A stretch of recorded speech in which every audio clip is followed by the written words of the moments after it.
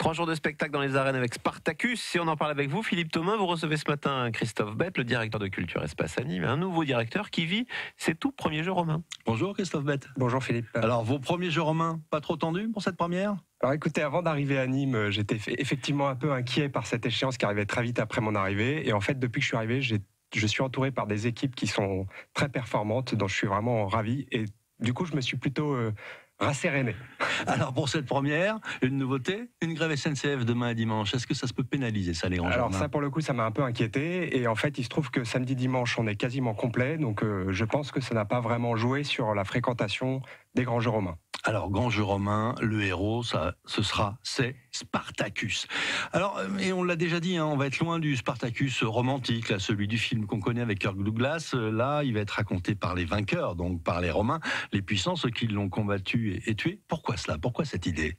Alors pour la 9e édition des Grands Jeux Romains, effectivement c'est Spartacus la tête d'affiche, le thème qu'on a souhaité aborder. Et pourquoi on prend cette vision romaine de l'histoire ? C'est parce que c'est tout simplement l'ADN des Grands Jeux Romains. Les Grands Jeux Romains racontent l'histoire romaine vue par les Romains. Oui, mais alors vous faites fi de l'image romantique du Spartacus, là, l'esclave qui se révolte contre ces méchants romains. Non, nous on est Nîmois, donc forcément romains du côté des vainqueurs. Alors, effectivement, alors on n'en fait pas fi, on raconte l'histoire de Spartacus, on raconte la véritable histoire de Spartacus, celle qui nous est contée par les historiens romains. Et donc on essaye de se rapprocher au contraire au plus proche de la réalité historique. Et 2 ans de vie, parce que c'est 2 ans cette révolte en fait, en quelques tableaux, en 2 heures de spectacle, ça tient tout ça dans les arènes de Nîmes ? Tout à fait, alors il faut faire un certain nombre de choix, mais on met l'accent sur des scènes emblématiques, comme par exemple Spartacus et les pirates quand il a essayé de traverser le canal entre l'Italie et la Sicile, ou alors cette ligne Crassus qui a été montée contre lui, un rempart de 35 mètres qui traversera les arènes de part en part. Ça va être assez impressionnant. Et alors 500 personnes sur la piste des arènes. Alors là on a des Européens, là, ils viennent de partout un peu ? Tout à fait, on a 500 reconstituteurs encore cette année qui viennent principalement d'Italie et de France, mais on a aussi des Croates et des Anglais qui nous viennent cette année. On essaye de diversifier un peu le milieu des reconstituteurs. C'est un milieu qui est tout à fait passionnant et qui transmet avec talent cette passion.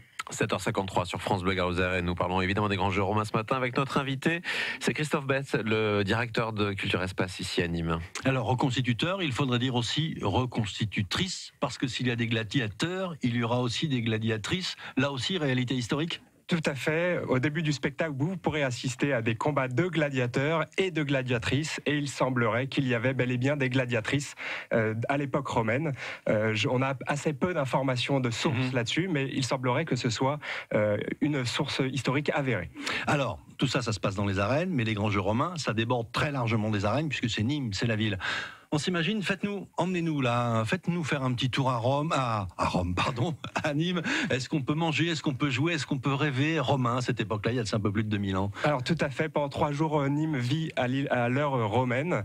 Et donc, au-delà des animations, vous pourrez déjeuner dans des tavernes qui vous proposeront des menus romains.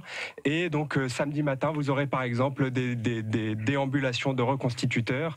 Samedi soir, nouveauté cette année, vous aurez un défilé au flambeau qui va être magnifique. Avec 500 reconstituteurs, 200 flambeaux, enfin ça devrait être vraiment magnifique. Dimanche matin, la traditionnelle cérémonie du culte impérial qui revient à la Maison Carrée cette année, qui était au Jardin de la Fontaine auparavant. Cette année au Jardin de la Fontaine, vous avez des ateliers pédagogiques qui sont proposés par la mairie de Nîmes et sur le Jean Jaurès, une reconstitution de grue écureuil qui est la grue qu'utilisaient les Romains. Pour faire leur travail de Romains, justement, type Pont du Gard. Dernière répétition ce vendredi. Tout est à peu près calé ou c'est encore tout à inventer le spectacle ? Non, on a fait pas mal de répétitions en amont et je suis assez confiant sur le déroulé du spectacle. Par contre, on compte beaucoup sur la générale puisque c'est la première où nous réunissons l'ensemble de nos reconstituteurs. La météo ? Parce que la météo est un petit peu incertaine. La météo, je regarde pas, c'est plus sûr. Alors, vous ne devez pas non plus écouter France Bleu Garloser.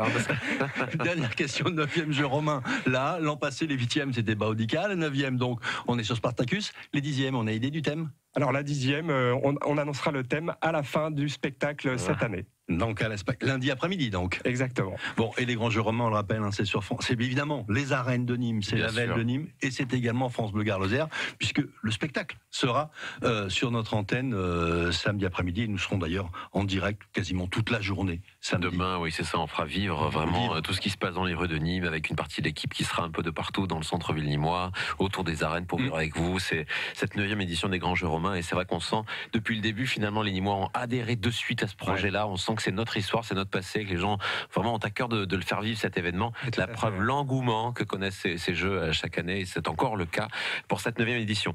Merci d'avoir été des nôtres ce matin. Christophe Bett, je vous rappelle, vous êtes le nouveau directeur de Culture Espace ici à Nîmes, et merci d'avoir accepté notre invitation.